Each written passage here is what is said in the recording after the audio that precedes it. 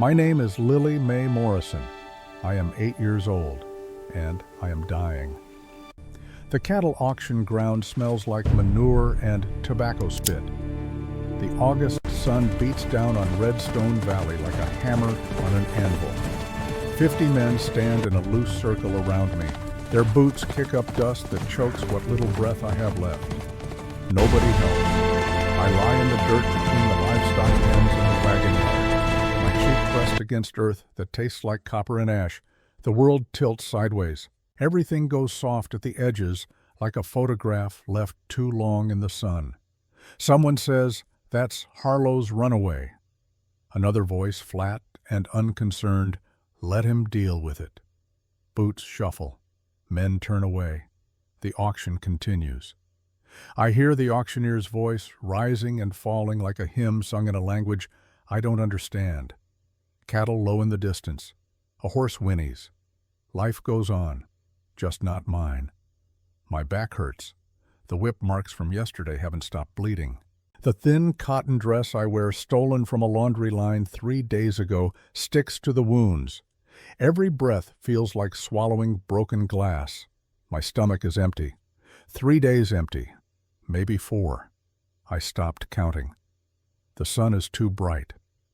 I close my eyes. Maybe this is better. Maybe dying is easier than running, easier than remembering, easier than being Lily Mae Morrison, the cursed girl nobody wants. Mama said I was cursed, right before the fever took her. She looked at me with those yellow eyes and whispered, "I'm sorry, baby. I'm sorry you got my curse." I was 6 years old then. The orphanage burned down 2 weeks after they took me. They said it was an accident, but I knew. The curse followed me like a shadow. The Hendersons took me in after that. Good people, church people.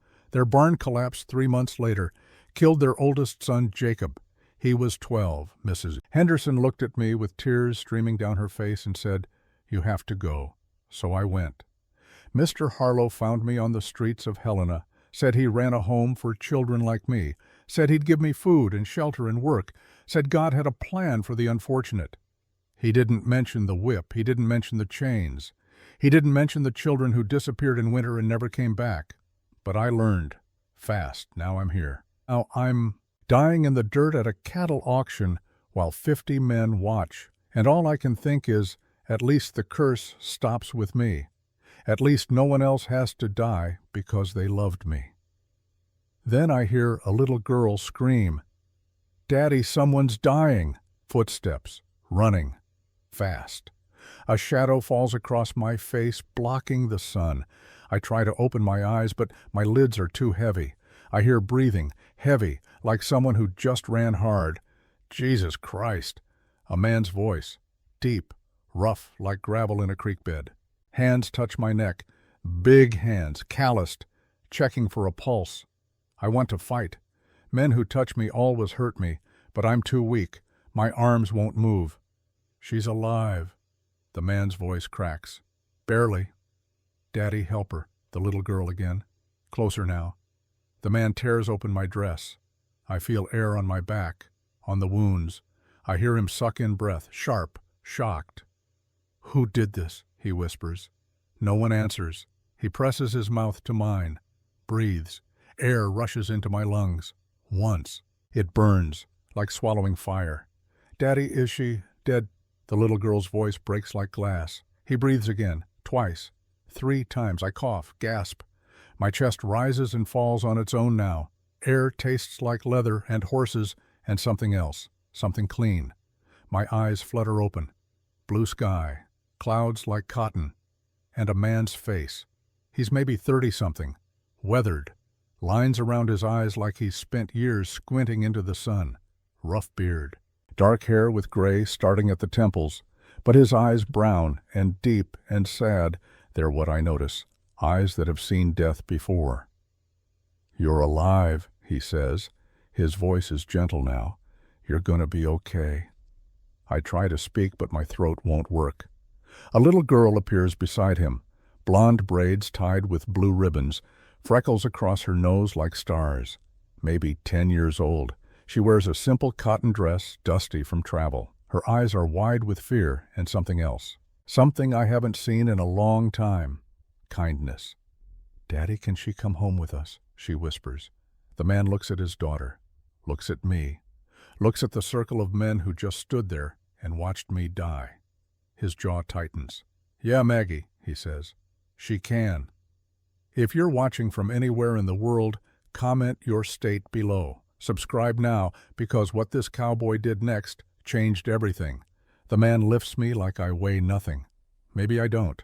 I'm all bones and sharp edges now. Mama used to say I was plump like a Christmas goose. That was before. Before the curse. Before Harlow.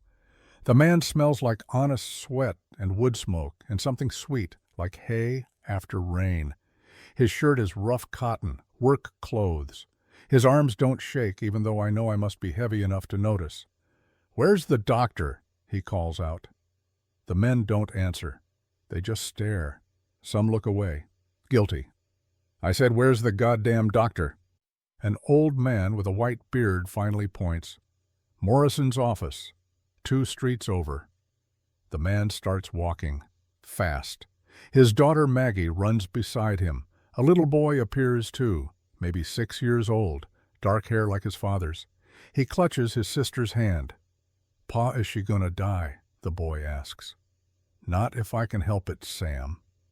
We move through the auction ground. People part like water. I see their faces, some curious, some disgusted. One woman covers her child's eyes and turns away. I don't blame her. I must look like death, feel like it too. The sun hammers down, the world sways. I close my eyes. When I open them again, we're inside, cool, dark. Smells like carbolic acid and old leather. "Doc," the man shouts. "Doc Morrison." An older man appears. Spectacles, white hair, sleeves rolled up to his elbows. He sees me and his face goes pale. "Lord have mercy. Put her on the table." The man lays me down gentle. The table is cold metal. It feels good against my burning skin. Doc Morrison cuts away my dress with scissors. I hear him breathe out slow through his nose, the way people do when they're trying not to be sick. "How long has she been like this?" Morrison asks. "Don't know. Found her at the auction ground, not breathing." Morrison lifts my eyelids, shines a light, checks my pulse. His hands are old and steady, practiced. "Severe malnutrition," he mutters. "Dehydration, infected lacerations from repeated whipping." He pauses. "This is systematic abuse." "Who did this?" The man's voice is tight, controlled, but I hear the rage underneath, like a fire burning low. Morrison doesn't answer. He just looks at the man. Something passes between them. Understanding. The doctor turns to his cabinet, pulls out bottles, bandages, a needle and thread. "This is going to hurt," Morrison says to me. "I'm sorry." He cleans the wounds. I scream, can't help it. The man, the one who saved me, he holds my hand. His grip is firm, steady. "I got you," he says. "I got you." I believe him, don't know why, but I do. Morrison stitches, bandages, pours water down my throat even though I choke on it, gives me something bitter to swallow. "Laudanum," he explains, "for the pain." The world goes soft, fuzzy, like looking through fog. I hear voices but can't make out words. The man, the doctor, low and serious. Then Maggie's voice clear and bright. "She's pretty, Pa, under all the dirt." "She's a child, Maggie, not a doll." "I know, but can we keep her?" Silence. Then, "We'll see." The laudanum pulls me under, down into darkness that doesn't hurt. For the first time in 3 years, I sleep without nightmares. I wake up in a bed, a real bed. Soft blankets, clean sheets that smell like lavender, pillow under my head. Afternoon light streams through a window with actual glass. Curtains flutter in a breeze that carries the scent of pine trees and grass. For a moment I think I'm dead. This must be what heaven looks like. Then I feel the pain, dull now, manageable, but real. I'm alive. Panic hits. Where am I? Who brought me here? Is this another orphanage, another family who'll keep me until the curse strikes? and then throw me away. I try to sit up. My body screams in protest. Don't move! A girl's voice. Maggie sits in a chair beside the bed. She's reading a book. When she sees I'm awake, she marks her place and sets it down. You're safe, she says, like it's the simplest thing in the world. I'm Maggie. That's my brother Sam. A little boy peeks from behind her. Dark eyes. Thumb halfway to his mouth, like he's deciding whether to suck it.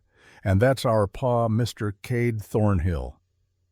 The man from the auction stands in the doorway, tall, wears dusty ranch clothes now, vest over a cotton shirt, bandana tied loose around his neck, boots worn at the heels. He looks like every cowboy I've ever seen, but different somehow, quieter, sadder. Where am I? My voice comes out cracked, broken. Our ranch, Cade says. Redstone Valley, about 10 miles outside town. Why? He tilts his head. Why what? Why did you save me? He's quiet for a long moment. Then he walks into the room, slow, careful, like approaching a spooked horse. He kneels beside the bed. His eyes are level with mine now. My name is Cade Thornhill. I'm a rancher, widower. These are my children Maggie and Sam. We don't have much, but what we have we share. He pauses. And we don't turn away kids who need help. You're taking me back to Mr. Harlow. It's not a question. Everyone always takes me back. No. The orphanage then. No. Then where? Cade looks at his daughter, at his son, then back at me. Nowhere you don't want to go. I've heard that before. It's always a lie. But something in his voice makes me want to believe. Maybe it's the pain medicine. Maybe it's exhaustion. Maybe I'm just tired of running. I don't understand, I whisper. Cade sits back on his heels, runs a hand through his hair. He looks at the floor, at the wall, anywhere but at me. 3 years ago, he says, my wife Martha got sick, fever, started in her lungs, spread fast. Maggie reaches for her brother's hand. Doc Morrison did everything he could, but medicine only goes so far. She died on a Tuesday. Early morning, I was holding her hand. His voice is steady, but his eyes aren't. The last thing she said to me was, take care of our babies. And I said I would. I promised. He finally looks at me. When I saw you dying at that auction ground, and 50 men just standing there watching, I thought about Martha, about how helpless I felt, how useless. He swallows hard. Someone should have helped you a long time ago, and nobody did, so I'm doing it now, because it's right, and because I can. I don't know what to say, don't know what to think. Maggie scoots her chair closer.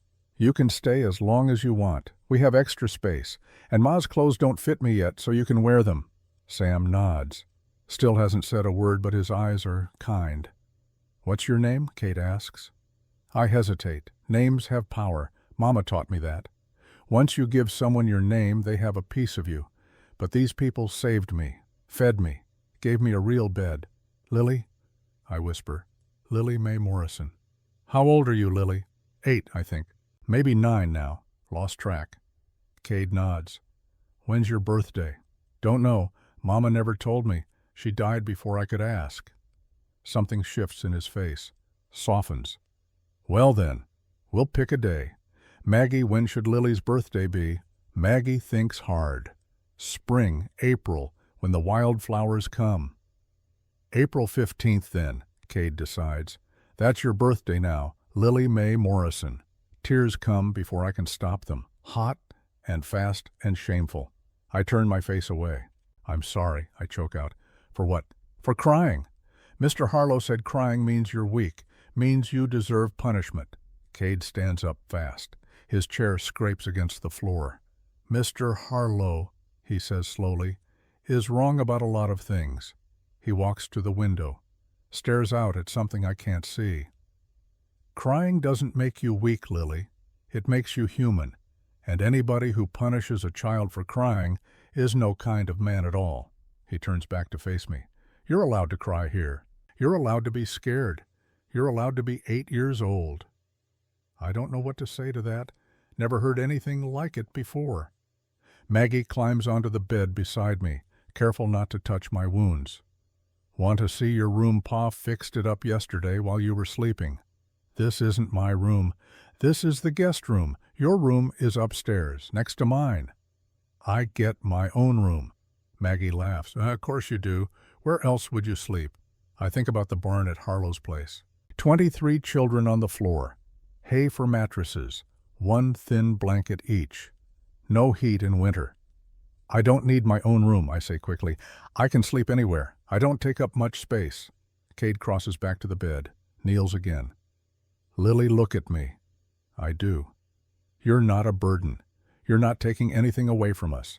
You're a child who needs help, and we're going to help you. Understand? But why? The words burst out. Why would you help me? You don't know me. I could be bad. I could be cursed. Cursed? Maggie frowns. What does that mean? Bad things happen to people who love me. My mama died. The orphanage burned. The Hendersons' barn collapsed and killed their son. Everywhere I go, people die. I'm crying again now. Can't stop. I should leave, before the curse gets you too, before your children die because of me. Cade doesn't move, doesn't flinch. He just looks at me with those sad, steady eyes. Lily, bad things don't happen because you're cursed. They happen because the world is hard and unfair, and sometimes there's no reason at all. But my wife died. I prayed every night. Begged God to spare her. He didn't. Was that a curse? Or was it just sickness? He reaches out slow, gives me time to pull away. When I don't, he puts his hand on my shoulder, gentle, like I'm made of glass. You're not cursed. You're unlucky, and there's a difference. What difference? Curses aren't real, but luck can change. I want to believe him. Want it so badly my chest hurts. What if you're wrong? I whisper. Then we'll deal with whatever comes, together. Sam finally speaks. His voice is small and high, like a bird's song. We're pretty tough, right, Pa? Cade smiles. First time I've seen it. It changes his whole face, makes him look younger. Yeah, son, we're pretty tough. I fall asleep again before I can see my new room. The medicine and exhaustion pull me under like quicksand. When I wake, it's night, dark outside.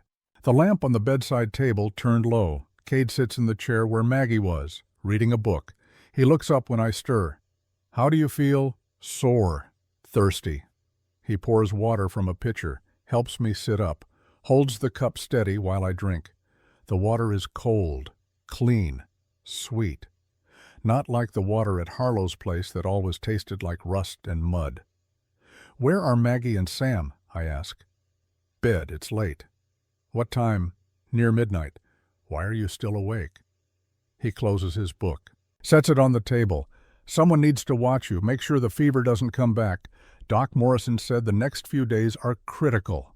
You don't have to do that. I'll be fine. Maybe, but I'm staying anyway. We sit in silence. Not uncomfortable, just quiet. The night sounds drift through the window. Crickets. A coyote howling somewhere far off. The wind in the pines. Mr. Cade. Just Cade is fine. Cade, what's going to happen tomorrow? He leans forward, elbows on his knees, hands clasped. Tomorrow Doc Morrison comes to check your wounds. We'll get you some proper clothes. Maggie wants to teach you to read if you don't know how, and Sam wants to show you the horses. No, I mean what happens with Mr. Harlow. He'll come for me. He always comes for runaways. Cade's jaw tightens. Let him come. You don't understand. He has papers, legal papers that say I'm his. A judge in Helena signed them. Papers or not, he nearly killed you. That makes them worthless in my book. The law doesn't care what you think. The law says I'm his property. You're not property. You're a child. The law doesn't care about that either. Cade stands, walks to the window, stares out at the darkness. Then I guess we'll have to make the law care. How? He doesn't answer right away, just stands there silhouetted against the window. Finally he turns back. I don't know yet, but I'll figure something out. What if you can't? Then I'll do what's necessary. There's something in his voice, something hard and final. It scares me a little, but also makes me feel safe in a way I haven't felt in years. Cade, yeah, Thank you for saving me. He crosses back to the chair, sits down, picks up his book but doesn't open it. You don't have to thank me, Lily. Yes, I do. Nobody else would have helped. You did. He looks at me for a long moment. My wife, Martha. She used to say that the measure of a man isn't what he does when people are watching. It's what he does when nobody's looking. Is that why you helped me? Because she would have wanted you to. No, I helped you because you needed help, and because standing by while a child dies is something I won't do, can't do. He pauses. But yeah, Martha would have been proud. I close my eyes, feel the weight of clean blankets, the softness of a real pillow, the safety of walls and a locked door. For the first time in 3 years, I let myself hope. Maybe the curse is broken. Maybe my luck really has changed. Maybe Cade Thornhill and his children are the family I've been waiting for all along. Morning comes too early. The sun barely clears the mountains when I hear horses. Lots of them. The sound of hoofbeats on hard-packed earth. Men's voices, rough, demanding. I know that sound, know what it means. Mr. Harlow has come. Cade must hear it too because he's up and out of the chair before I can blink. He moves fast for a big man, silent. Stay here, he says. Don't come out no matter what you hear. But stay. Here. He's gone before I can argue. I hear his boots on the stairs, the front door opening, then closing. I should listen, should stay in bed like he said, but I can't. I slide out from under the blankets. My legs shake. Everything hurts. The bandages pull tight across my back. I don't care. I creep to the window, careful to stay hidden behind the curtain. 4 men on horses in the yard, maybe 30 feet from the house. Mr. Harlow sits in front, tall, broad, gray beard, black coat despite the heat. He looks like a preacher. That's what fooled Mama, made her think he was a good man. Behind him, 3 of his workers. I recognize them. Jonas Reed, tall and thin with a scar down his cheek. The Miller brothers, thick-built and mean. Cade stands on the porch, alone. No gun visible, but I know he has one somewhere. Men like him always do. Mr. Thornhill. Harlow's voice carries clear across the yard, smooth, educated. Good morning, Harlow. I believe you have something that belongs to me. Don't know what you mean. Don't play games. The girl, the runaway from my facility. You mean the dying child I saved. That girl. Harlow smiles. It doesn't reach his eyes. Semantics. She is registered under my care. Legal guardianship papers filed with the Helena magistrate. I have copies if you'd like to see them. Don't need to see anything. Girl's staying here till she heals. I'm afraid that's not your decision to make. I'm making it anyway. The Miller brothers shift in their saddles, hands moving toward gun belts. Cade doesn't move. Mr. Thornhill, I understand you're new to this valley. Perhaps you don't know how things work here. I run a charitable facility for orphaned children. I provide food, shelter, and vocational training. In exchange, they work. It's a fair arrangement. Fair, Cade says slowly. Doesn't usually involve whip marks and near death. Discipline is necessary for children from difficult backgrounds. The rod and reproof give wisdom, Mr. Thornhill. Proverbs 29:15. I'm sure a godly man like yourself understands. I understand you beat children. I understand that girl nearly died under your care. And I understand that makes your papers worth less than the shit I scrape off my boots. Harlow's smile vanishes. Strong words. Do you have strong actions to back them up? Try me. Silence, thick and heavy. The morning sun climbs higher. Somewhere a rooster crows. Jonas Reed clears his throat. Mr. Harlow, maybe we should... Quiet. Harlow stares at Cade, measuring, calculating. Very well. I'll give you 7 days to reconsider. After that, I'll return with Marshal Wade and proper legal documentation, and you will surrender the girl, voluntarily or otherwise.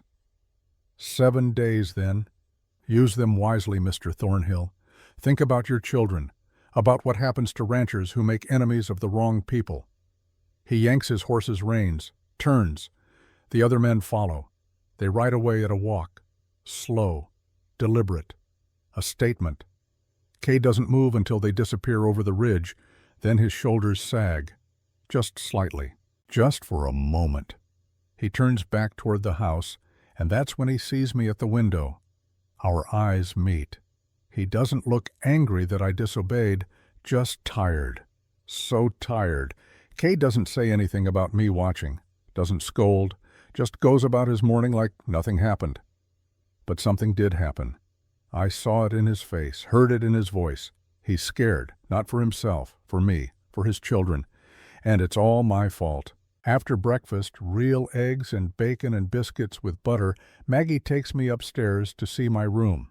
It's small, just big enough for a bed, a dresser, and a chair by the window. But it's clean, fresh paint, new curtains, quilt on the bed that looks handmade. Ma made that quilt, Maggie says. Before she got sick, Pa said you could have it. I run my hand over the stitching, tiny, perfect squares in blues and yellows and greens. I can't take this. It was your mother's. She made it for guests. That's you now. I'm not a guest, I'm just your family. Maggie says it so simply, like it's already decided. Pa said so this morning. He did. Yep. Told me and Sam that you're our responsibility now. Same as feeding the chickens or mucking the stalls. We take care of our own. I don't know whether to laugh or cry. I'm the same as chickens, Maggie grins. You're way prettier than chickens, and you smell better. This time I do laugh, can't help it. Sam appears in the doorway. Lily, want to see the horses. I don't know how to ride. That's okay. You can just pet them. They're nice, except Brutus. He bites. Then why do you keep him? Sam shrugs. Pa says sometimes the difficult ones are worth the trouble. He looks at me when he says it, direct, honest. I realize he's not just talking about horses. We go outside. The sun is warm but not brutal. A breeze carries the smell of grass and wildflowers and something else, something clean and alive. The ranch is bigger than I expected. House, barn, corral, chicken coop, tool shed, vegetable garden behind the house where tomatoes grow fat on the vine. Everything is neat, orderly, loved. Sam leads me to the corral where 3 horses graze, a big bay gelding, a chestnut mare, and a smaller paint horse with brown and white patches. That's Brutus. Sam points at the bay. He's Pa's, ornery but fast. The mare is Clover, Maggie adds. She was Ma's horse. She's gentle. And the paint, I ask. That's Juniper. She's mine. Well, mine and Sam's. We share. Sam climbs up on the fence rail, holds out his hand. Juniper trots over, snuffles his palm looking for treats. No apples today, girl. Sorry. The horse doesn't seem to mind. She lets Sam scratch between her ears. Want to try? He asks me. I hesitate. Never touched a horse before. They're so big, so powerful. But Sam's face is so hopeful, and Juniper's eyes are dark and kind. I climb up beside him, reach out slow. My hand shakes. Juniper's nose is soft, velvet, warm. She snorts once. I pull back. It's okay, Sam says. She's just saying hello. I try again. This time I don't pull away. I stroke her nose, her neck, feel the muscles underneath, the strength. She likes you, Sam announces. How can you tell her ears?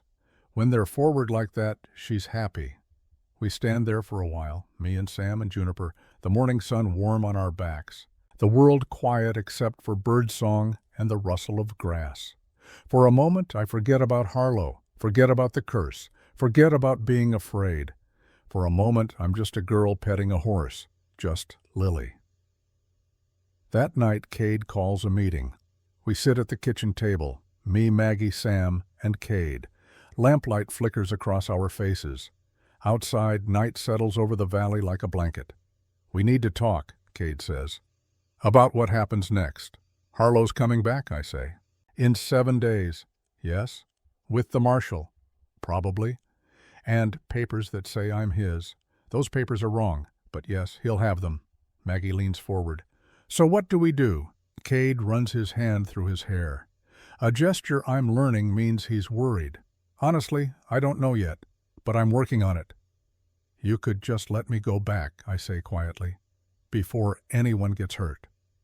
3 pairs of eyes snap to me. No, Cade says, flat, final, but Lily, look at me. I do. I made a promise. When I pulled you out of that dirt at the auction, when I breathed air into your lungs, I made a promise. Maybe not out loud, but I made it all the same. What promise? That you'd be safe, that nobody would hurt you again, and I don't break promises. But Harlow has the law. Then we'll change the law. You can't just change the law. Cade leans back in his chair, studies the ceiling like answers might be written there. My wife Martha.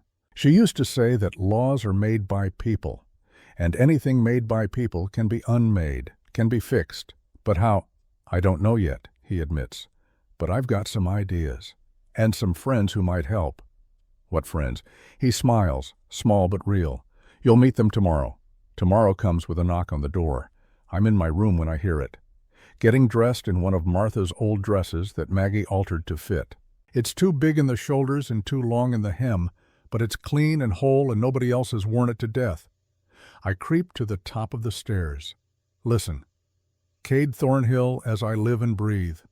A woman's voice, old, sturdy, like tree roots that have seen 100 winters. Mrs. Brennan, thank you for coming. Wouldn't miss it. Heard you pulled a child from death's door at the auction. True. True enough. And Harlow wants her back. He does. Over my dead body. I peek around the corner, see an old woman in the doorway, maybe 60. Gray hair pulled back in a severe bun, black dress, but her eyes are sharp, alive, fierce. Can I see her? Mrs. Brennan asks. Lily Cade calls. Come down, please. I hesitate, then descend the stairs on bare feet. Quiet. Mrs. Brennan looks me over, takes in the bandages visible above the dress collar. The way I hold myself careful, like everything still hurts. Lord have mercy, she whispers. What that man did to you. I'm okay, I say automatically. No, child, you're not. But you will be. She crosses to me, kneels despite her age, takes my hands in hers. They're rough, working hands, but warm. My name is Margaret Brennan. I'm a widow. Lost my husband 10 years ago, lost my only son in the war. But I've still got fight in me, and I'm going to help Mr. Thornhill help you. Understand? Why would you do that? Because I'm old and tired of watching bad men win. Because children shouldn't suffer for adult sins. And because, she pauses, swallows hard, because my son died trying to make this world better. And I'll be damned if I let his sacrifice mean nothing. I don't know what to say to that, but I don't have to say anything. Mrs. Brennan pulls me into a hug, gentle, careful of my wounds, and for the second time in 2 days, I let myself cry. The wagon appears on the horizon 2 days after Mrs. Brennan's visit. I'm in the garden with Maggie pulling weeds from between the tomato plants. The sun hangs high and hot. Sweat trickles down my back, stinging the healing wounds, but I don't complain. Real work the kind you choose feels different than the work at Harlow's place. Maggie sees it first, shades her eyes against the glare. Someone's coming. My heart stops. Harlow. No, different wagon, smaller, just one person driving. I stand up too fast. The garden spins. Maggie catches my arm. It's okay, Lily. Probably just a neighbor. But her voice isn't sure. We watch the wagon approach. Slow, steady. A single horse pulling it. And as it gets closer, I see the driver, a woman. Dark hair pinned up under a simple bonnet, travel-stained dress. She sits straight despite what must be hours on the road. When she's close enough, I see her face. Young? Maybe 27 or 28. Pretty in a tired way. Like someone who's seen hard things but hasn't let them break her. The wagon pulls into the yard, stops near the house. Cade comes out from the barn. He sees the wagon. His face goes through several expressions at once. Surprise, confusion, then something like resignation. You're early, he says. Letter said September. The woman climbs down, brushes dust from her skirts. Her movements are precise, controlled. I had to leave Philadelphia sooner than expected. Her voice is educated, Eastern, out of place in this rough valley. My late husband's family. Circumstances changed. I couldn't wait. I see. They stand there, awkward. Strangers trying to figure out how to be something more. The woman notices me and Maggie by the garden. Her eyes linger on me, taking in the bandages, the too big dress, the way I stand half hidden behind Maggie like I might need to run. Is this your daughter? She asks Cade. No, this is Lily. She's staying with us. Staying? It's complicated. The woman's face doesn't change, but something shifts in her eyes, like she's calculating, adjusting plans. I'm Eleanor Winters, she says to me directly. Most people call me Ellie. Lily Morrison, I whisper. It's nice to meet you, Lily. She doesn't sound like she means it. Not mean exactly, just surprised. Like I'm a problem she didn't expect. Maggie steps forward. Miss Ellie, are you the mail-order bride Aunt Sarah arranged? Maggie? Cade's voice is sharp, but not angry. Embarrassed. What? That's what Aunt Sarah called it. She said Pa needed help with the household and that you were coming to marry him. Ellie's mouth twitches, almost a smile. Well, your aunt wasn't wrong. She looks at Cade. He looks back. A whole conversation happens in that silence. Finally, Cade says, let me help with your bags. That night, the house feels different. Ellie takes the guest room, my old room. I'm upstairs now in what used to be Martha's sewing room. It's smaller, but it's mine. My own space, my own door that locks. At dinner, we all sit around the table, Ellie at one end, Cade at the other. Me, Maggie, and Sam in between, like a real family except we're not. We're strangers playing pretend. Ellie made the meal, chicken and dumplings, better than anything I've tasted in years. She moves around the kitchen like she knows what she's doing. Efficient. No wasted motion. This is delicious, Cade says. Thank you. Where'd you learn to cook like this? My mother, before she died. I'm sorry. It was a long time ago. More silence. Just the sound of forks on plates. Sam breaks it. Miss Ellie, are you really going to marry Pa? Sam, Maggie hisses. What I want to know. Ellie sets down her fork, looks at Sam with serious eyes. That was the arrangement, yes. Your aunt wrote to me. Said your father needed help. I need a fresh start. It seemed practical for both of us. Practical, Sam repeats, testing the word. Yes. Ma and Pa loved each other, that's what they always said. Ellie's face softens, just slightly. I'm sure they did, but sometimes practical is good too, especially when children are involved. She glances at me when she says it. I pretend not to notice. After dinner, I help Maggie wash dishes. Ellie and Cade go to the porch to talk. Private. I can see them through the window. Can't hear words, but I read body language. Cade's shoulders are tense, defensive. Ellie's arms are crossed, uncertain. She seems nice, Maggie says. I guess. You don't like her. I don't know her. Pa doesn't either, not really. But Aunt Sarah thought it was a good idea. Was your Aunt Sarah smart? The smartest. She's Pa's sister, lives in Denver now. She said Pa needed someone to help with the house and us kids, said he couldn't do it alone forever. I scrub a plate harder than necessary. What about you? Do you need someone? Maggie is quiet for a moment. Then, I miss Ma every day. Nothing will change that, but maybe having a woman around again would be good. Someone to talk to about girl things.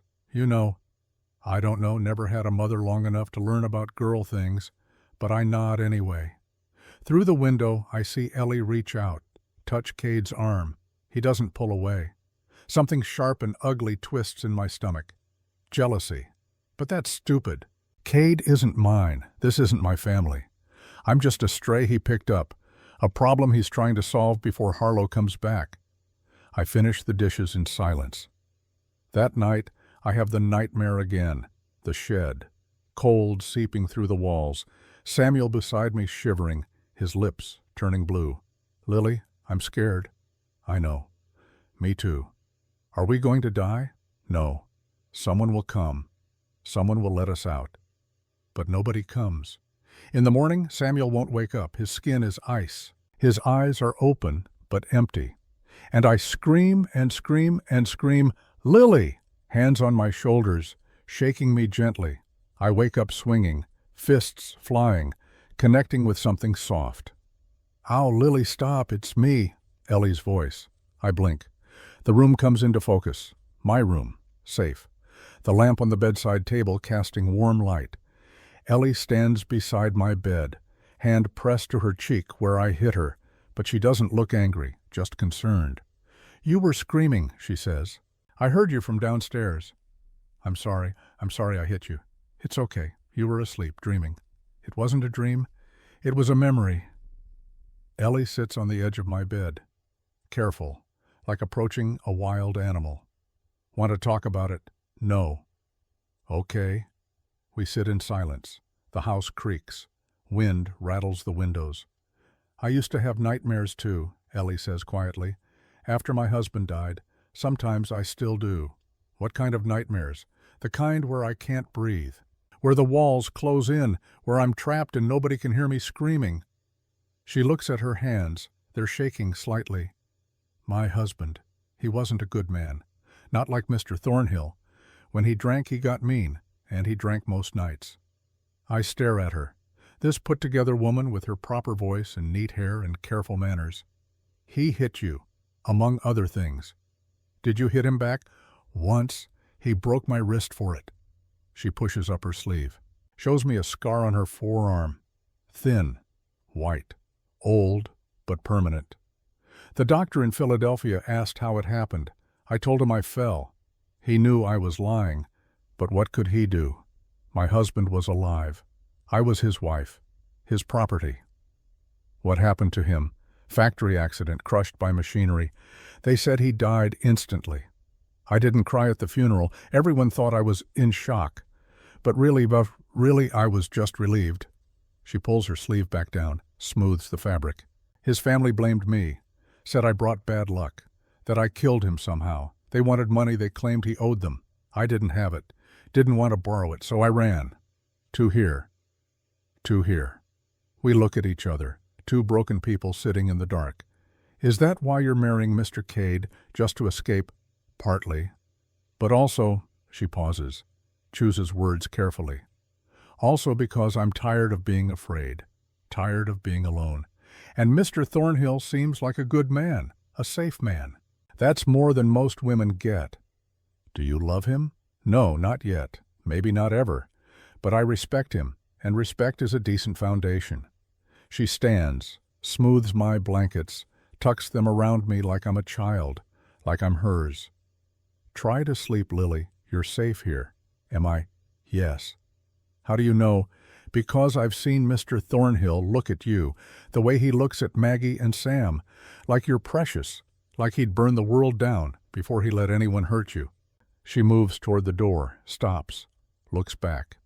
My husband looked at me like I was property, like something he owned. Mr. Thornhill doesn't look at anyone like that. He's not perfect, but he's good, and good men are rare. She leaves. The door clicks shut softly. I lie in the dark, thinking about good men, about safety, about whether the curse can be broken just by believing it can. Eventually, I sleep. No more nightmares, just darkness, soft and empty and almost peaceful. Morning comes with raised voices downstairs. I creep to the top of the stairs. Listen. Can't be serious. Ellie's voice, tight, controlled. I am serious. Cade. Firm. She stays. For how long? A week? A month? Forever. As long as she needs to. And Harlow? What about him? I'll handle Harlow. How he has legal guardianship. You're harboring a runaway. They could arrest you. Let them try. Silence. Heavy. Then Ellie, again quieter. I'm not objecting to helping the girl, Cade, but you need to understand what you're risking. Your ranch. Your freedom. Your children. I know what I'm risking. Do you? Because from where I stand, it looks like you're making emotional decisions without thinking about consequences. And from where I stand, Cade's voice drops low, dangerous, it looks like you're suggesting I abandon a child who'll die if she goes back. So which is it, Ellie? Are you the woman who understands nightmares and broken bones, or are you the woman who's afraid of complications? Another silence. When Ellie speaks again, her voice is different, softer. You're right, I'm sorry, I'm scared. I came here looking for safety, and now it feels like I've walked into a war. You did. And I won't blame you if you want to leave. The arrangement was made before all this happened. You're not obligated. No, I'm staying. Why? Because you're right. About Harlow, about the girl, about everything. Pause. And because I've spent too many years being afraid. Maybe it's time to be brave instead. I hear footsteps. Quick. I scramble back to my room, shut the door just as someone climbs the stairs. A soft knock. Lily, you awake? Ellie's voice. I open the door. She stands there with a dress draped over her arm. Blue cotton. Simple, but well made. I thought you might like this. I brought several dresses from Philadelphia. This one should fit you better than Martha's old things. I can't take your dress. Yes, you can. I have more, and you need it. She holds it out. Waits. I take it. The fabric is soft. Quality. Better than anything I've ever owned. Thank you. You're welcome. She turns to go, then stops. Lily, I want you to know something. What I said downstairs about complications, I didn't mean you, I meant the situation. Harlow. The legal mess. Not you. It's okay. You're right to worry. Bad things happen around me. That's not true. Yes, it is. I'm cursed. Everyone knows it. Ellie steps into my room, closes the door behind her, sits on my bed and pats the space beside her. I sit. I'm going to tell you something my mother told me when I was young, before she died. Before everything went wrong, she takes my hand. She said, Ellie, people will try to make you believe you're bad, that you bring darkness, that you deserve pain.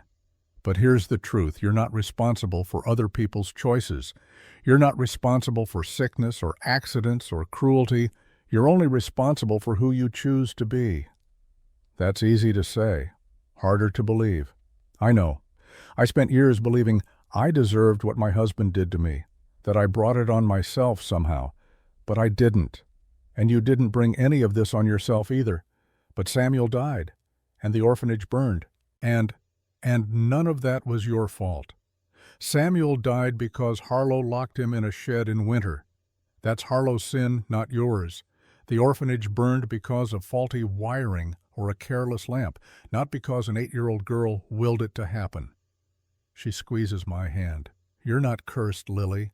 You're unlucky, and unlucky can change. I've heard that before, from Cade. But hearing it from Ellie, someone who understands nightmares and broken bones and being afraid it hits different. Maybe it's true. Maybe I'm not cursed. Maybe. 3 days pass. Ellie settles into the household like she's always been there. She cooks, cleans, mends clothes, teaches Maggie how to make pie crust, shows Sam how to fold his shirts properly, and she teaches me to read. Not the simple stuff Maggie started with. Real reading, newspapers, books. She sits with me every afternoon at the kitchen table while Maggie and Sam do their chores. Sound it out, she says when I stumble over a word. I can't. It's too hard. You can. Break it into pieces. Consequences. It means the results of actions. That's a stupid word. Maybe. But it's an important one. We read for an hour. Then Ellie pulls out a blank book, leather-bound, pages empty. What's that? Your journal. I thought you might like to write. About what happened. About how you feel. Why would I do that? Because sometimes getting the poison out of your head and onto paper makes it hurt less. I stare at the empty pages, terrified of them. I don't know what to write. Start simple. My name is Lily Mae Morrison. I am 8 years old. Just facts. The rest will come. She leaves the journal with me, goes to start dinner. I sit alone at the table, pencil in hand, staring at that first blank page. Finally, I write, "My name is Lily Mae Morrison. I am 8 years old. Mr. Harlow bought me when I was 6. He said I was cursed. He said God didn't love children like me. But maybe he was wrong. Maybe God sent Mr. Cade and Miss Ellie instead." I close the journal, hide it under my pillow upstairs. That night I sleep without nightmares. On the 4th day, a rider comes. Not Harlow, someone else. I'm hanging laundry with Ellie when we hear the horse. We both freeze. But Ellie recovers first. "Stay here," she says. Then she's moving toward the house, fast. I follow anyway.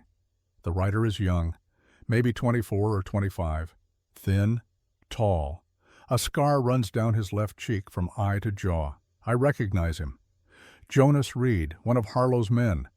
Cade is already outside, rifle in hand, not aimed, but ready. "That's far enough," Cade calls. Jonas raises his hands. "I'm not here to fight." "Then state your business and leave."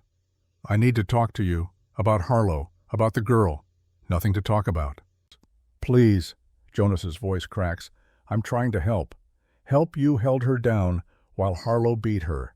You call that help?" Jonas flinches like he's been slapped. "I know what I did. I know what I am. But I can't do it anymore. I can't watch another child die." He climbs off his horse. Slow. Careful. Keeps his hands visible. "I brought something. Proof. Evidence that Harlow's guardianship papers are forged." Cade's grip on the rifle tightens. "How do I know this isn't a trap?" "You don't. But I'm willing to bet my life on it." They stare at each other. Two men measuring danger and truth. "Cade?" Ellie's voice from the porch. "Let him speak." Cade looks at her, then at Jonas. Finally lowers the rifle. "You've got 5 minutes." Jonas reaches into his saddlebag, pulls out a leather folder, hands it to Cade. "These are copies of the guardianship papers Harlow filed in Helena. See the judge's signature?" Cade looks. "Judge Harrison, what about it?" "It's forged. I watched Harlow do it." He traced Judge Harrison's signature from a different document. The judge never signed these papers, never even saw them. Cade flips through the documents. His face goes hard. "Why would you tell me this?" Jonas is quiet for a long moment. When he speaks, his voice is barely above a whisper. "Because a boy named Samuel died in my arms last winter. He was 7 years old. Froze to death in a shed because Harlow locked him in there as punishment for trying to run away." He looks up, meets Cade's eyes. "Samuel's last words were, 'Tell my mama I'm sorry.' He didn't even remember his mama was dead, and I held him while he died, and I did nothing to help." Tears stream down his scarred face. "I can't bring Samuel back, can't save any of the others who died, but I can save the ones still there. And I can make sure that girl," he points toward me, "never goes back." "Why now? You worked for Harlow for years." "Because I'm tired. Tired of being a coward. Tired of lying to myself that I was just following orders. Tired of seeing children's faces in my dreams." He wipes his face with his sleeve. "I'm going to hell for what I've done. I know that. But maybe I can do one right thing first." Cade studies him for a long time. "If this is a trick, it's not. If you're lying, I'm not. I will kill you myself, understand?" "Yes, sir." Cade looks at Ellie. She nods. He looks at me. I'm standing in the doorway now, frozen. "Lily," Cade says, "is he telling the truth about Samuel?" I nod. Can't speak. Can't breathe. Samuel, my friend. The boy who shared his bread with me when I was starving. The boy who told jokes to make us all laugh, even when there was nothing to laugh about. Dead. And Jonas held him. Was there. Saw it happen. "He gave us extra water," I whisper. "When Harlow wasn't looking. He's not as bad as the others." It's not forgiveness. Can't be. Not yet. Maybe never. But it's acknowledgement. And sometimes that's enough. Cade makes his decision. "You sleep in the barn. Make one wrong move and I'll shoot you where you stand. Clear. Clear. Give me the papers. All of them. And tomorrow you're coming with me to see a lawyer." Jonas hands over the folder. "Thank you." Don't thank me yet. We've got a long fight ahead. That night I can't sleep. I lie in bed staring at the ceiling, thinking about Samuel, about the 17 other children buried in Harlow's north field, about how close I came to being number 18. Someone knocks softly on my door. Come in. Ellie enters, carries a cup of something that steams. Warm milk with honey. My mother used to make it for me when I couldn't sleep. She hands me the cup, sits on the edge of my bed. You're thinking about the boy, Samuel. How did you know? I saw your face when Jonas said his name. I sip the milk. It's sweet, warm, comforting. He was my friend, my only friend there. He was always smiling, always making jokes. Even when we were starving and freezing and hurting, he found ways to make us laugh. He sounds like he was special. He was. And now he's dead because of me. Lily, if I hadn't run, maybe Harlow wouldn't have been so angry. Maybe Samuel would have been safe. Ellie takes my hand, firm, her grip strong despite her small size. Listen to me. Samuel died because Ezekiel Harlow is evil, not because you ran, not because you wanted to live, because Harlow is a monster who hurts children. But no buts. You're allowed to survive Lily. You're allowed to want more than pain and suffering. Samuel would want you to survive. I know I don't know him, but I know boys who make jokes to help their friends. They're the kind who want others to be happy, who want others to live. I cry then, properly. Deep sobs that shake my whole body. Ellie pulls me against her shoulder, holds me while I break apart. It's not fair, I gasp between sobs. No, it's not. He was only 7, I know. He didn't deserve to die. No child does. We sit like that for a long time, her holding me crying for Samuel, for the 17 others, for all the children who didn't make it out. Eventually the tears stop. I'm empty, exhausted. Ellie helps me lie back down, pulls the covers up, smooths my hair. Miss Ellie? Yes. Thank you. For what? For not leaving when you found out about all this? About Harlow and the complications and everything? You could have left, gone back east, found someone easier. She smiles, sad but real. You know what I realized? Lily's safety isn't a place. It's not a husband or a house or a quiet life. It's knowing you're doing the right thing. And staying here, helping you fighting Harlow, this is the right thing. Even if it's dangerous, especially if it's dangerous, because the right thing usually is. She stands, moves toward the door. Get some sleep. Tomorrow we start preparing for the fight. What fight? The one that saves you. The one that saves those other children. The one that makes men like Harlow answer for what they've done. Do you think we can win? Ellie pauses in the doorway, looks back at me with those tired, fierce eyes. I think that when good people stop fighting, evil wins by default. So yes, we can win. We have to. She leaves. I finish the warm milk, lie back down, stare at the ceiling. Tomorrow the fight begins. But tonight, for the first time since I can remember, I feel like maybe I'm not alone. Maybe I have people who'll stand with me. Maybe that's enough. Morning comes with purpose. Cade saddles Brutus before dawn. Jonas waits in the yard on his own horse. They're riding to town to see a lawyer named Sterling Locke, who Mrs. Brennan recommended. Stay close to the house, Cade tells us. All of us. Me, Maggie, Sam, Ellie. Don't wander. Don't go anywhere alone. How long will you be gone? Maggie asks. Most of the day, maybe longer, depends on what Locke says. He looks at Ellie. You know how to use a rifle? Yes. Good. One's loaded by the door, just in case. You think Harlow might come. I think we should be prepared either way. He mounts up, sits tall in the saddle, looks back at the house, at his children, at me. We're going to fix this, he says. I promise. Then he and Jonas ride away, east toward town, toward lawyers and legal battles and the long fight ahead. We watch until they disappear over the ridge.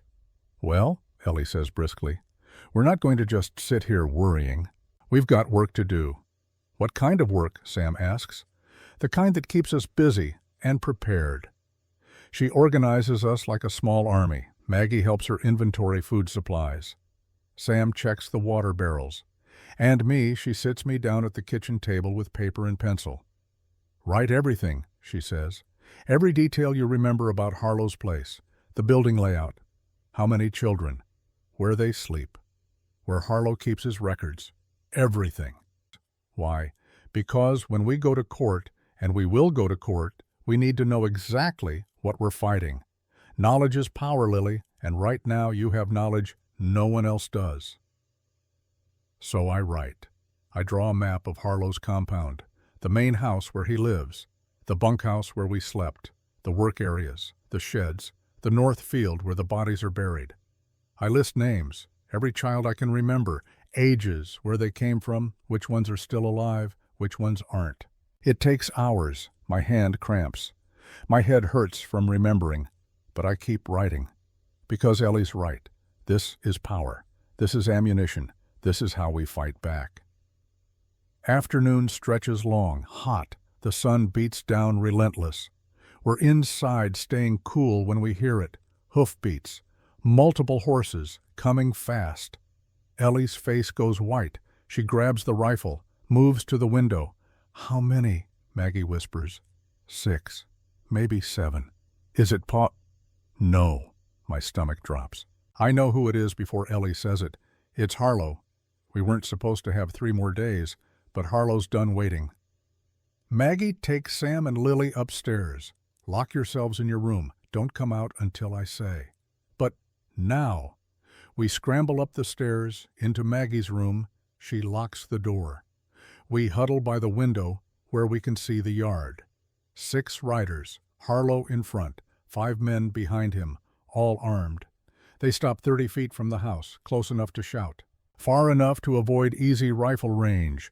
Harlow sits tall in his saddle, black coat, gray beard, cold eyes that find the house like a snake finding prey. "Mrs. Thornhill," he calls out, "I assume you're Cade's new wife." Ellie opens the door, steps onto the porch, rifle in hand but not aimed. "I'm Eleanor Winters. Mr. Thornhill and I aren't married yet." "Ah, the mail-order bride. How quaint." "State your business and leave. My business is simple. Return Lily Mae Morrison to my custody. She's legally mine. Her presence here is kidnapping. She's not property. She's a child. A child under my legal guardianship. I have papers." Forged papers.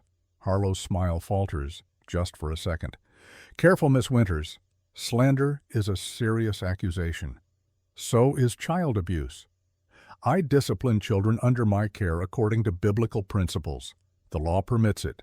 Judge Harrison himself signed my guardianship papers. We'll see what Judge Harrison has to say about that." Harlow's smile disappears completely. "Where is Thornhill?" "Not here. I can see that. Where? None of your concern. Everything that happens on this property is my concern.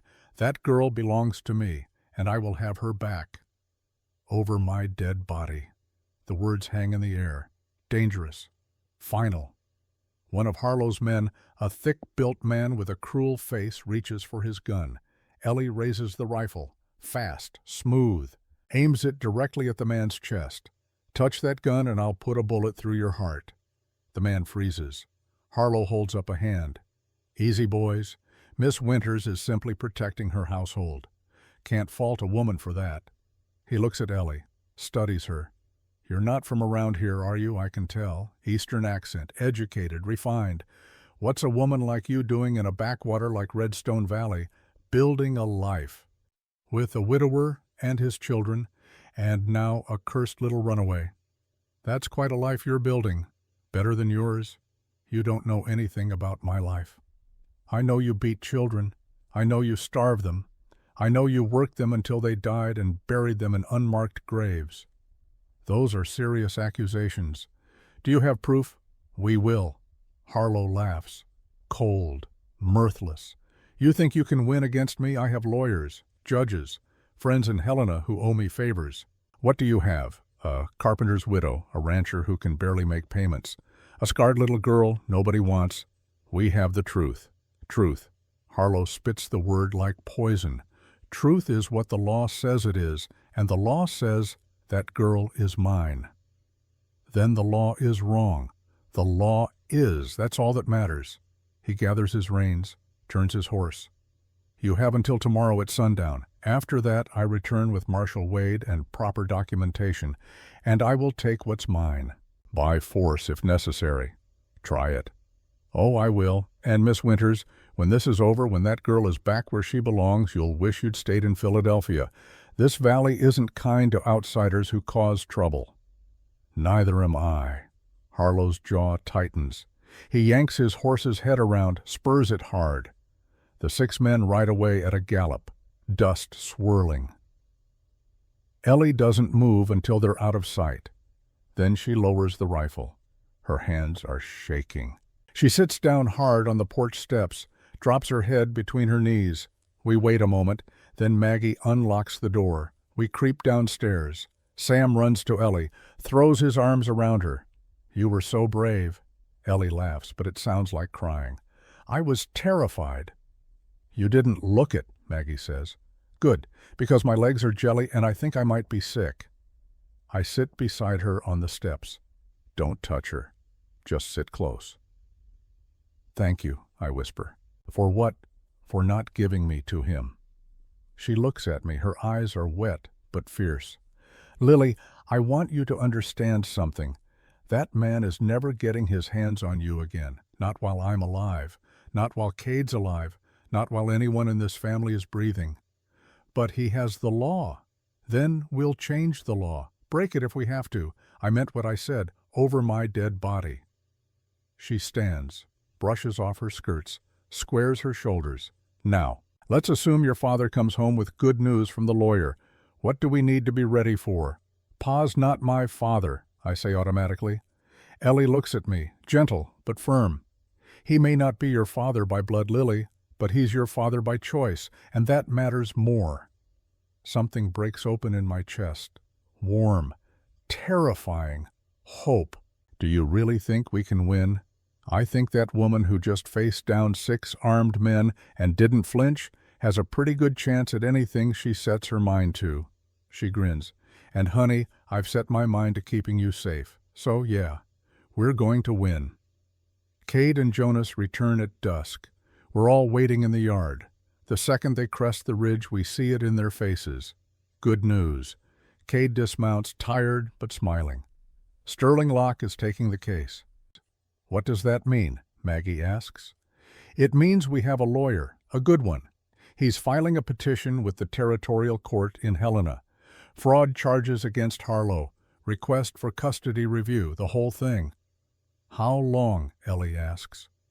Court convenes in 3 weeks. We have to keep Lily safe until then. Harlow was here. Cade goes still. When? This afternoon. He gave us until tomorrow at sundown. What did you tell him? To go to hell. Cade stares at her, then laughs. Full and genuine. You told Ezekiel Harlow to go to hell. In so many words, yes. And you're still standing here. He didn't arrest you, didn't threaten. He threatened. I threatened back. He left. Cade shakes his head, amazed. You're something else, Eleanor Winters. So I've been told. They look at each other. Something passes between them. Understanding. Respect. Maybe more. Jonas clears his throat. Mr. Thornhill, what do you want me to do? Tonight you sleep in the barn. Tomorrow we start fortifying. If Harlow comes with the marshal, we need to be ready. And if the marshal sides with Harlow, then we stall, fight, do whatever it takes to keep Lily safe until the court hearing. That could mean breaking the law. I know. You could lose everything. I know that too. Jonas studies him. Why are you doing this? This girl's nothing to you. Why risk so much? Cade looks at me, really looks at me, because 3 years ago I stood by while someone I loved died. And I've been dead myself ever since, just going through the motions, breathing but not living. He kneels, eye level with me. But then I found this girl dying at an auction, and something in me woke up, said, not again, not this time. And I realized I realized that maybe the reason I survived is so I could save someone else. He puts his hand on my shoulder. You're not nothing, Lily. You're everything. You're the reason I remember how to fight, how to care, how to be alive. I can't speak, can't breathe, can only stare at this man who saved me, this man who's become my father. So, yeah, Cade continues, I'll risk everything because you're worth it. He stands, looks at all of us, his family. Tomorrow we prepare for war, but tonight, let's just be grateful we're all still here, all still together. We go inside. Ellie makes dinner. We eat as a family. And for the first time since Mama died, I feel like I belong somewhere, like I'm home. The morning of the trial comes too fast and too slow all at once. We've spent 3 weeks preparing, 3 weeks of Sterling Locke visiting the ranch, asking questions, taking notes. 3 weeks of me writing my story over and over until the words blur together. 3 weeks of Jonas gathering evidence, documenting names, drawing maps of Harlow's compound. 3 weeks of waiting for the day that will decide everything. I wake before dawn, can't sleep. My stomach churns. The blue dress Ellie gave me hangs on the chair by my window. Pressed, clean, ready. I get dressed in the dark. My hands shake so badly I can barely button the front. A soft knock on my door. Lily, Ellie's voice. You awake? Yes. She comes in carrying a lamp, sets it on my dresser. Her hair is already pinned up. She wears a dark gray dress. Respectable. Serious. How are you feeling? Scared. Good. I look at her. Good. Fear means you understand what's at stake. Means you're human. She sits beside me on the bed. But Lily, you need to know something. Whatever happens today, you're not going back to Harlow. Even if we lose, and we won't, but even if we do, you're not going back. But the law, we'll run, all of us. Canada's not that far. We'll disappear before we let him take you. You can't do that. You'd lose everything. We'd keep what matters, each other. She takes my hand, squeezes it. Now, let's go over your testimony one more time. The ride to Helena takes 4 hours. All of us packed into the wagon, Cade driving, Ellie beside him. Me, Maggie, and Sam in the back. Jonas rides alongside on his horse. The territorial court building is made of stone, 3 stories, imposing. The kind of building designed to make people feel small. It works. We climb the steps. My legs feel like water. Maggie holds one hand. Ellie holds the other. Inside the hallways, echo, our footsteps too loud. Everywhere I look, there are men in suits, lawyers, officials, people who decide fates with papers and words. Sterling Locke meets us outside the courtroom. He's 50-something, gray hair, sharp eyes. He wears a black suit that's seen better days, but he carries himself like he owns the room. Ready? He asks me. No. Good answer. Honesty will serve you well today. He kneels so we're eye level.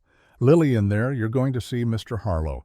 He's going to try to scare you with his stares and his words, but remember, he can't touch you. Not here, not with all these people watching. And if you start to feel afraid, you look at Mr. Thornhill. Look at Miss Ellie. Look at me. We're your armor. Understand? I nod. Now, when you testify, keep your answers short. Don't volunteer extra information. If you don't understand a question, say so. And Lily, he waits until I meet his eyes. Tell the truth, just the truth, nothing more, nothing less. The courtroom door is open. That's us, Locke says.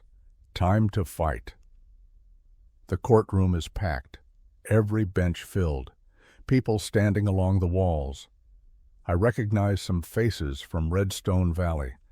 Mrs. Brennan sits in front nodding at me. Pastor Williams looks uncomfortable. Horace Pendleton. Harlow's business partner glares, and there at the defendant's table sits Ezekiel Harlow. He looks different in his black suit, almost respectable, almost kind, if you didn't know what he was, what he'd done. His lawyer, Simon Grant, sits beside him, expensive suit, cold eyes, the kind of man who defends monsters for money. Judge William Crawford enters. Everyone stands. He's old, 70 at least. White hair, stern face, but his eyes are sharp, intelligent. "Be seated," he says.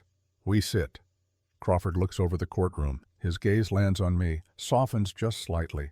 "This court is now in session. Case of Territory of Montana versus Ezekiel Harlow. Charges include child abuse fraud and unlawful imprisonment."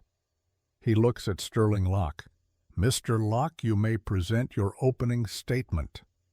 Locke stands, buttons his jacket, walks to the center of the courtroom.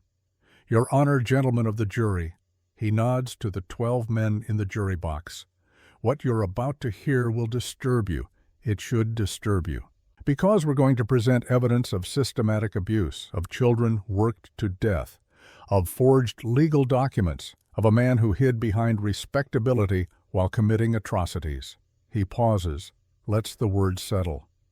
"The prosecution will prove beyond reasonable doubt that Ezekiel Harlow is guilty of murder, of fraud, of crimes so heinous that only one punishment is appropriate." He turns, points directly at Harlow.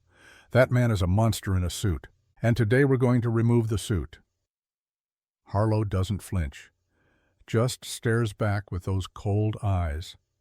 Grant stands for the defense.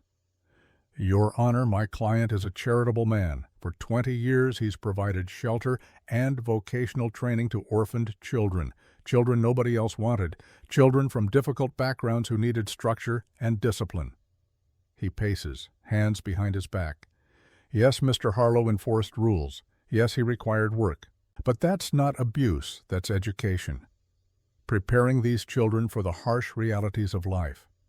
And now, because one ungrateful child ran away, my client faces false accusations from people who know nothing about the challenges of caring for troubled youth." He sits. Judge Crawford nods. "Mr. Locke, call your first witness." The prosecution calls Dr. Henry Morrison. Doc Morrison takes the stand, sworn in, sits straight despite his age. Locke approaches. "Doctor?" "Morrison, you examined Lily Mae Morrison on August 15th of this year.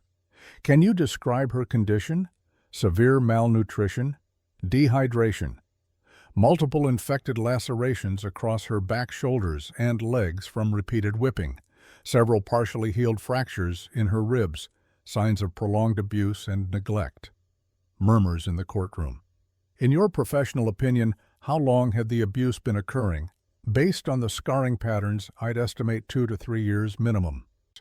And the cause of death, if Mr. Thornhill hadn't intervened, she would have died within hours. Her body was shutting down." Locke pulls out photographs, hands them to Morrison. "Are these the photographs you took of Miss Morrison's injuries?" Morrison looks. His jaw tightens. "Yes." "Permission to show these to the jury, Your Honor." "Granted." The photographs pass from juror to juror. I watch their faces. Several men pale. One covers his mouth. Another's hands shake. "Doctor." "Morrison," Locke continues, "in 30 years of practice, have you seen abuse this severe?"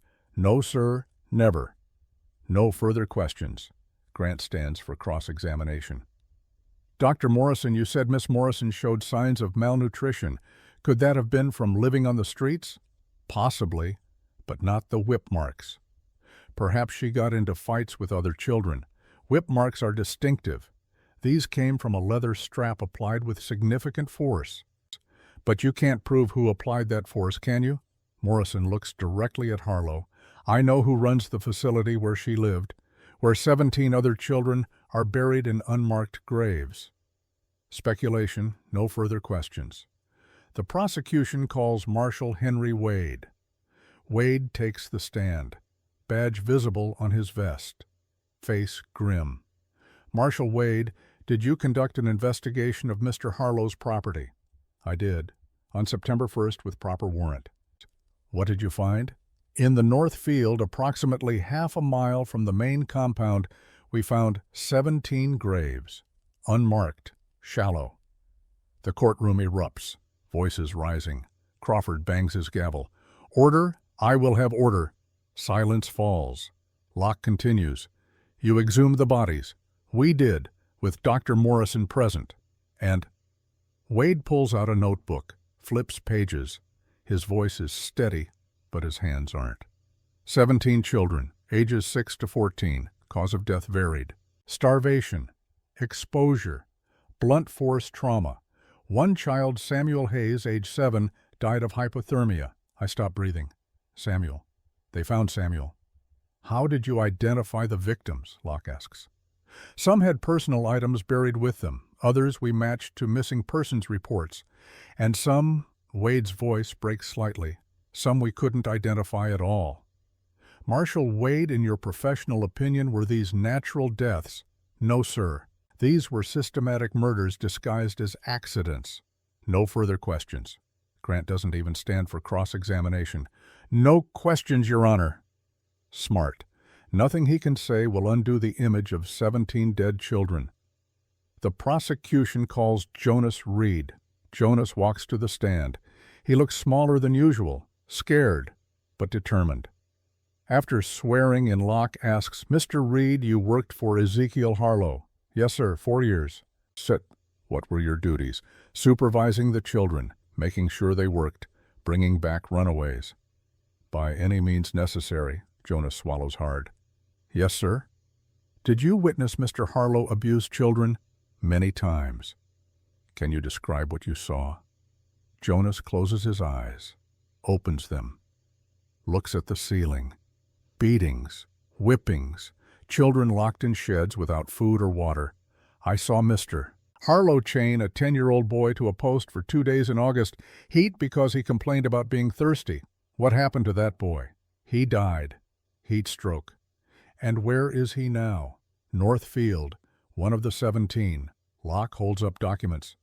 Mr. Reed, what are these? Guardianship papers for children in Mr. Harlow's care. Are they legitimate? No, sir. I watched Mr. Harlow forge Judge Harrison's signature. He traced it from different documents.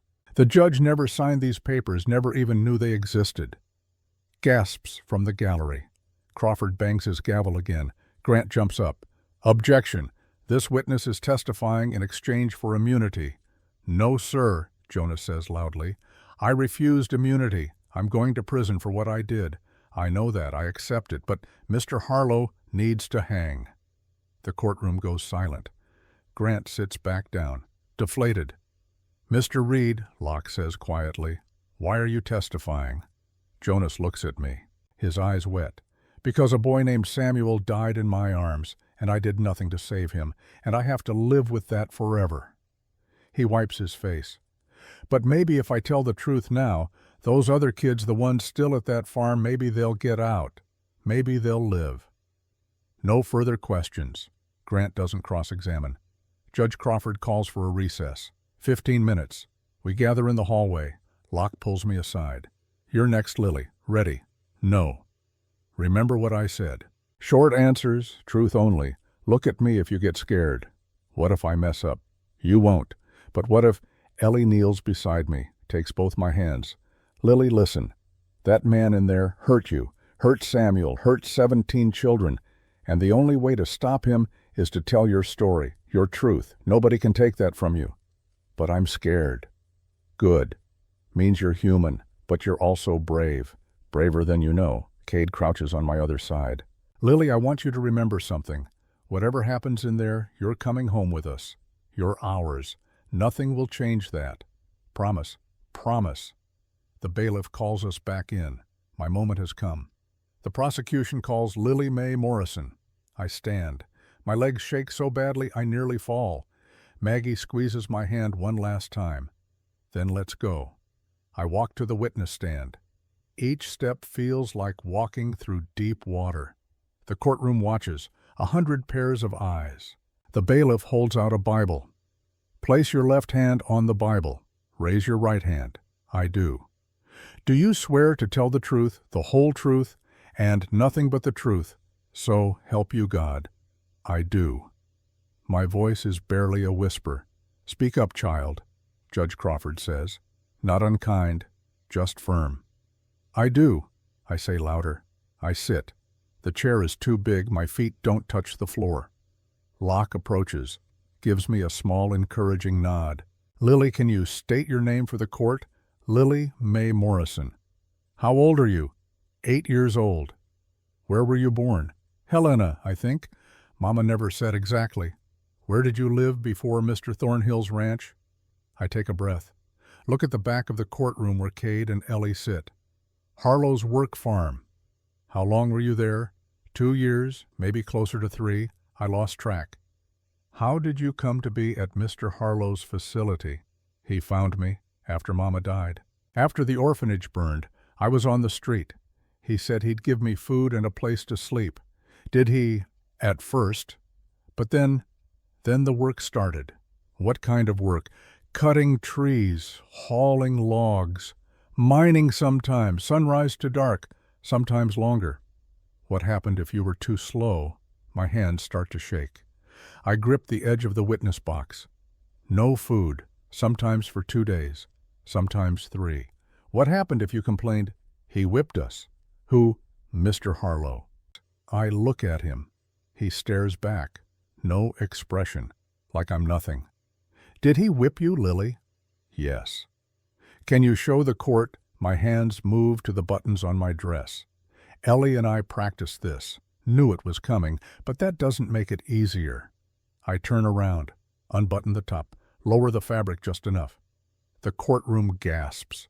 Even after 3 weeks of healing, the scars are visible, white lines across my shoulders, down my back, some still pink and raised. You may cover yourself, Judge Crawford says gently. I do. Button up. Turn back around, face the jury. Several men are crying, not all, but enough. Lily, Locke continues, did you know a boy named Samuel Hayes? My throat closes. Yes.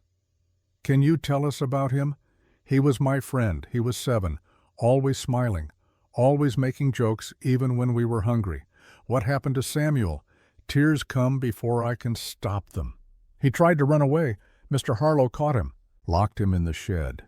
It was winter, January, cold. How long was he in there? All night. We heard him crying, calling for help, but nobody came. Did you see him the next morning? Yes, Mr. Harlow made us look, said it was a lesson. He wasn't moving. His lips were blue. His eyes were open, but he wasn't there anymore. What did Mr. Harlow say?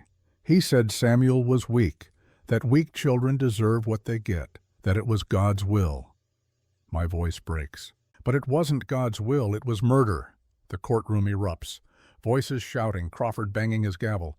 Order, order, or I'll clear this room. Silence falls slowly. Locke lets it settle, then asks, Lily, why did you run away? Because I knew I was next. I saw how he looked at me, like Samuel looked before Samuel died. And I thought maybe dying free was better than dying in that place. How did you end up at the auction? I ran. Didn't know where I was going. Just ran. Didn't eat for 3 days. Drank from streams. When I got to Redstone Valley, I collapsed. I thought I was dying. Who found you? I look at Cade. He's crying, not hiding it. Mr. Cade Thornhill. What did he do? He saved me. He breathed air into my lungs when I stopped breathing. He carried me to the doctor. He took me home. He chose me when nobody else would. My voice steadies. Mr. Cade is the first person who ever made me feel like I wasn't cursed, like I was worth saving. Locke waits a beat. Then, no further questions, Your Honor. He returns to his seat. Now comes the hard part. Simon Grant stands, adjusts his jacket, approaches with a smile that doesn't reach his eyes.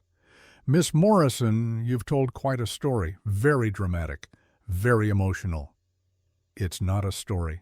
It's the truth. Is it, or is it what Mr. Thornhill coached you to say? Objection. Locke is on his feet. Sustained, mister. Grant approached the witness with respect, or not at all. Grant nods. My apologies, Your Honor. He turns back to me. Lily, you said you lived on the streets after your mother died. Is that correct? Yes. How long? I don't know. A few weeks, maybe. And during that time you stole food. I was hungry. But you stole? Yes. So you're admitting to being a thief. I was 6 years old, and starving. Nevertheless, you broke the law. Locke stands again. Your Honor, is there a point to this? Grant smiles. Simply establishing the witness's character, Your Honor. Make your point quickly, Mr. Grant. Lily, you said Mr. Harlow whipped you for being too slow at work. But isn't it true you were often disobedient, that you refused to work? No, I worked hard. We all did. Did you ever steal food at Mr. Harlow's facility? Sometimes. When I was too weak to work and they wouldn't feed me. So you admit to theft again. I admit to trying to survive. Convenient excuse. It's the truth. Grant pulls out papers. I have here testimony from 3 workers at Mr. Harlow's facility. They all say you were a troublemaker, disobedient, violent. That's a lie. Is it, or are you lying now to gain sympathy, to stay in Mr. Thornhill's comfortable house instead of returning to honest work? Anger floods through me, hot and bright. Honest work. You call starving children honest work. You call beating them until they bleed honest work. You call working a 7-year-old boy until he dies of cold honest work. Grant steps back. Your Honor, the witness is being hostile. The witness, Judge Crawford says dryly, is answering your questions. Continue. Grant tries a different approach. Lily, you've been living with Mr. Thornhill for several weeks now. Correct. Yes. Getting 3 meals a day. Yes. A warm bed. Yes. New clothes. Yes. So you have quite a bit to gain by making Mr. Harlow look bad. If you go back to his facility, you lose all those comforts. I stare at him. Can't believe what I'm hearing. I have everything to gain by telling the truth, by making sure no other child dies like Samuel died, like the 17 others died. You're very articulate for a street child. Miss Ellie's been teaching me to read. How convenient. Something inside me snaps. I stand up in the witness box. Everyone gasps. You want to know what's convenient? It's convenient that men like you defend monsters. It's convenient that you get paid to call children liars. It's convenient that you can go home tonight and sleep while 17 children are in the ground. Lily? Judge Crawford starts. No. My voice rings out, clear, strong. I'm not finished. I turn to face the jury, all 12 men staring at me. You want proof? Look at my back. Look at the scars. Count them if you want. 37 whip marks. I counted while the doctor stitched me up. I turn to face Harlow. He's not smiling now. You want proof? Dig up those 17 children. Look at their bones. See how they were worked to death. Lily, sit down, Crawford says, but his voice is gentle. I won't sit down. Not until everyone in this room understands what Mr. Harlow is. I point at him. He's a murderer. He killed Samuel. He killed 17 others. And if you let him go, he'll kill more. My voice breaks, but I don't stop.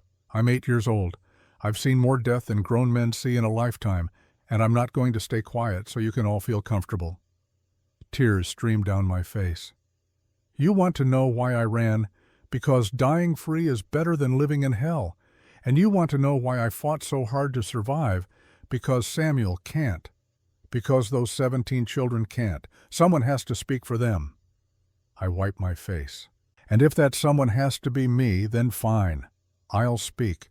I'll tell the truth until everyone hears it, until justice is done, until men like Harlow hang for what they've done. Silence. Complete. Total. Silence. Then someone starts clapping. Mrs. Brennan, standing, applauding. Another person joins, then another.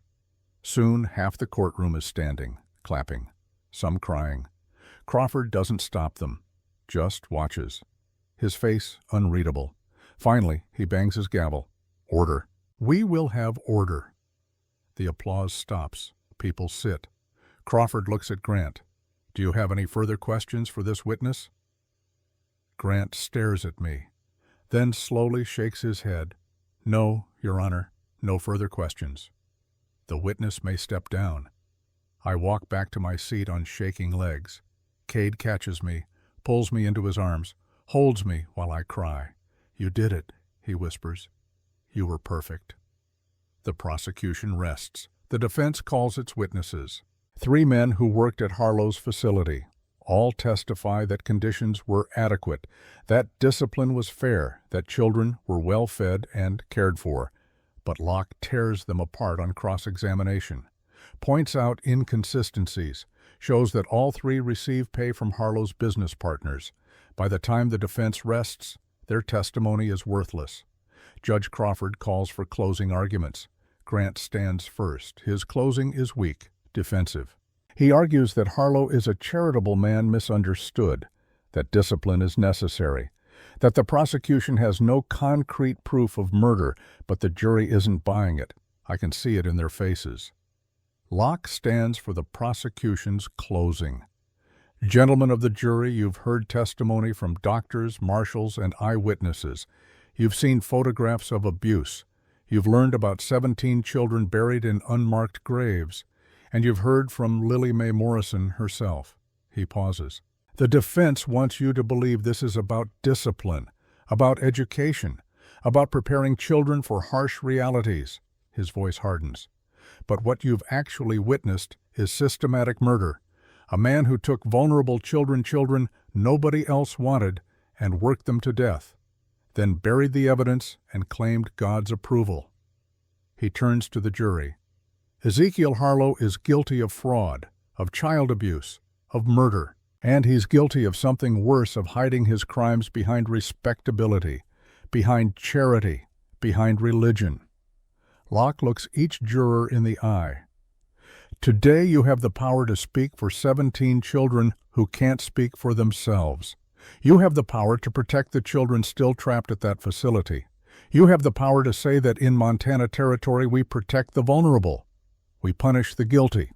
We do what's right. He returns to his seat. The jury will deliberate, Crawford announces. 5 hours. We wait in a small room down the hall. Can't leave, can't eat, just wait. Ellie paces. Cade sits with his head in his hands. Maggie and Sam huddle together. Jonah stands by the window. I curl up in a chair and try not to think about what happens if we lose. Finally, the bailiff appears. Jury's back. My heart stops. We file back into the courtroom, take our seats. The jury enters. 12 men. Faces serious. Has the jury reached a verdict? Crawford asks. The foreman stands. An older man. Farmer, by the look of him. We have, Your Honor. On the charge of child abuse, how do you find guilty? The word hits like thunder. People gasp, cry out. Crawford bangs his gavel, but he's smiling slightly. On the charge of fraud, guilty. On 17 counts of murder. The foreman looks at Harlow. His voice is steady. Guilty on all counts. The courtroom explodes. People shouting, crying. Harlow screaming that it's a lie, that the jury is wrong, that he's innocent. I can't hear anything. Can't process. Can only feel Cade's arms around me, and Ellie's hand in mine, and Maggie's voice saying, "We won, we won, we won." Crawford bangs his gavel over and over until order returns. Ezekiel Harlow, he says, voice ringing with authority, you have been found guilty on all charges. Given the severity of your crimes, I sentence you to death by hanging. Sentence to be carried out in 30 days. Harlow lunges forward. Deputies grab him, hold him back. This isn't over, he screams. That girl is cursed. Everyone who touches her dies. You'll see, you'll all see. They drag him away, his voice echoing down the hall. And then he's gone. The monster who haunted my nightmares is gone. Outside the courthouse, people crowd around us. Mrs. Brennan hugs me tight. You were so brave, child, so brave. Pastor Williams apologizes for doubting.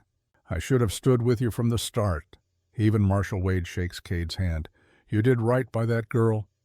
But the best moment comes when Judge Crawford approaches. Mr. Thornhill, Miss Winters, I'd like to speak with you privately. We follow him to his chambers, a small office filled with law books and papers. Sit, he says. We do.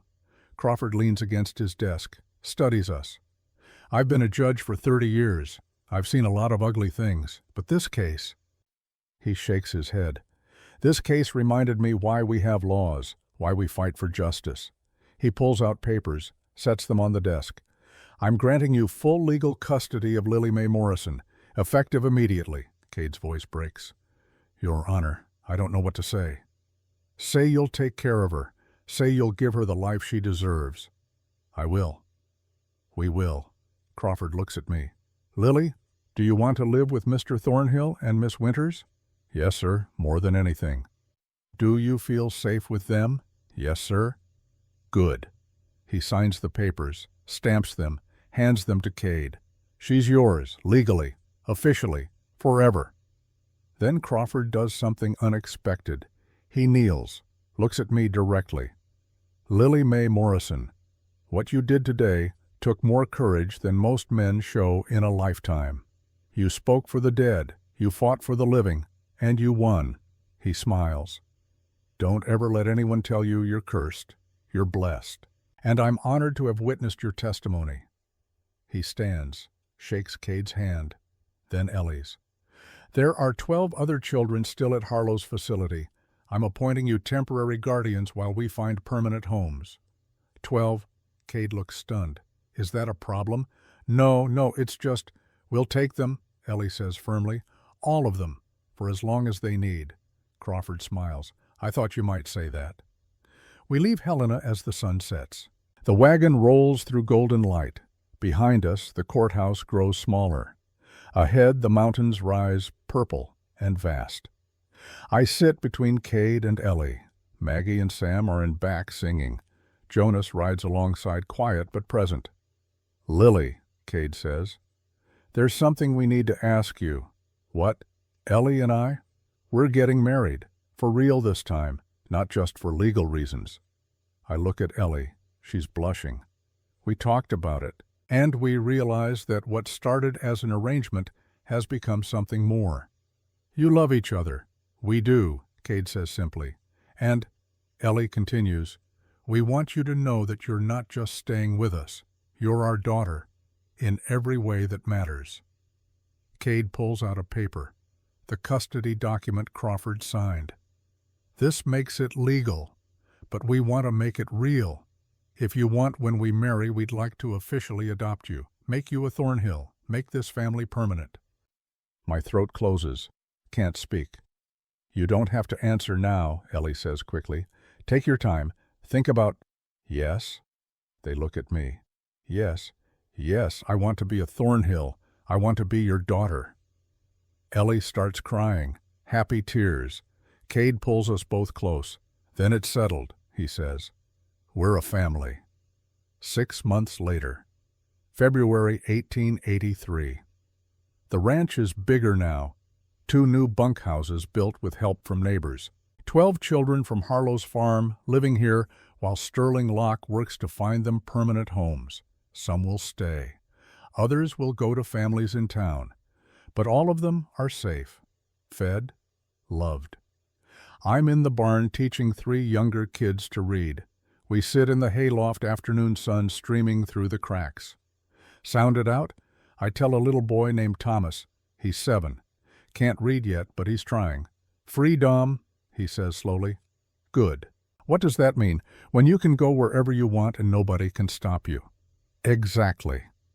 A little girl named Annie looks up from her book. Lily, are we really free now? Mr. Harlow's really gone. He's gone. They hanged him last month. He can never hurt anyone again. But what if someone else comes? What if nobody's taking you anywhere? Mr. Cade and Miss Ellie promised. But you're special. You're their real daughter now. We're just your family too, all of you. Maggie appears at the top of the ladder. Lily Pa says to come. Miss Ellie's asking for you. I climb down, run to the house. Ellie stands in the kitchen. She's wearing her wedding dress, simple white cotton. Today's the day. The real wedding. Not the rushed practical one, but the one with family and love and promises. How do I look? She asks. Beautiful. She smiles, nervous, happy. Lily, I want you to know something. When I came here 6 months ago, I was running away from my past, from pain. I wasn't looking for family, just safety. She takes my hands. But you gave me something better than safety. You gave me purpose. You taught me what it means to fight for someone you love, to stand up even when you're terrified, to be brave. I learned that from you. Then we taught each other. She pulls me into a hug. I'm so glad you're my daughter. I'm glad you're my mother. The word feels right, natural, true. The wedding happens at sunset. Just family and close friends. Mrs. Brennan, Dr. Morrison, Sterling Locke, the children from the farm, Pastor Williams officiating. We stand in the yard, Cade at the makeshift altar, handsome in his good suit, nervous. Ellie walks down the aisle, just the space between the barn and the house. I walk beside her, her maid of honor. When we reach Cade, she takes his hands. Pastor Williams speaks about love and commitment and family, about how the best marriages are built on respect and choice and fighting for each other. Then Cade says his vows. Eleanor Winters, I promise to love you, to stand beside you, to protect you and our children, all of them, with everything I have. His voice catches. You came into my life when I thought I was done living. You taught me how to feel again, how to fight, how to love. He looks at me, at Maggie and Sam. You made us a family, and I will spend every day earning that gift. Ellie's turn.